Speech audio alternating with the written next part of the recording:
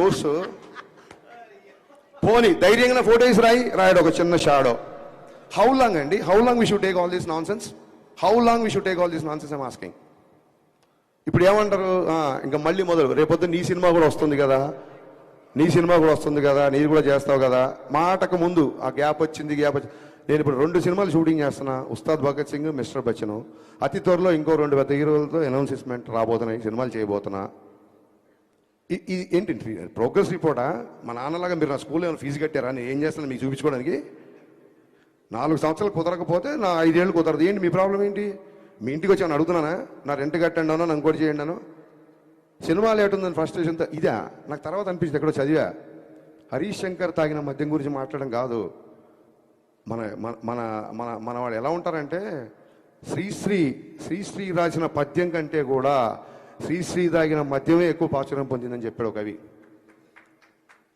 విపరీతమైన personal attack. మేమేమన్నా Gandhi మాత్రం చెప్పామో మీకు? విపరీతం అయిపోయింది. నాకు కార్తీక్ పరీక్షలో నేను ఆ విషయంలో చాలా ఫీల్ అయ్యా.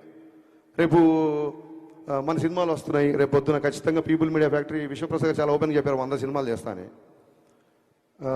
మేము అన్ని సినిమాలు చేస్తామో తెలియదు, ఎందుకంటే మీకు చూస్తున్నారు కదా 3 ఏళ్ళు పడుతుంది మరొక సినిమాకి. సో అన్ని సినిమాలు తీయొచ్చు, తీయకపోవచ్చు. ఒకసారి మా గ్రూప్లో, మా డైరెక్టర్ గ్రూప్లో రాఘవేంద్ర గారు ఏదో సినిమాకి 27 years 100 films 150 అనేది పెట్టారు. మేము అందరం కంగ్రాట్ చేసాం. నేను అన్నాను, మేము 100 yearsలో 27 సినిమాలు తీయలేమేమో ఇప్పుడున్న పరిస్థితుల్లో అని చెప్పాను. ఇక్కడ నెంబర్ ఆఫ్ సినిమాలు వస్తాయి, మాలో విషయం ఉన్నంత వరకు మేము నిలబడతాం. ఆయన 100 సినిమాలు చేయడానికి వచ్చిన ప్రొడ్యూసరు, ఆయన 100 సినిమాలు తీద్దాం అనుకున్నప్పుడు ఎన్ని లక్షల మందికి వస్తుందో,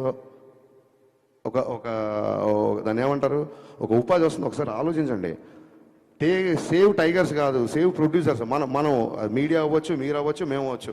మేము కంపల్సరీ కాపాడదు. 100 సినిమాలు తీసేవాడిని 50 తర్వాత పంపించేశారు అనుకోండి, మనకే 50 సినిమాలు రెవెన్యూ పోయినట్టు. రేపు మీ సినిమాలు వస్తున్నాయి, రాస్తారు, అది ఇది అంటారేమో. పర్టికులర్గా మళ్ళీ గుమ్మడికి వెళ్దాం కంటే అందరు భుజాలు అనుకోకండి.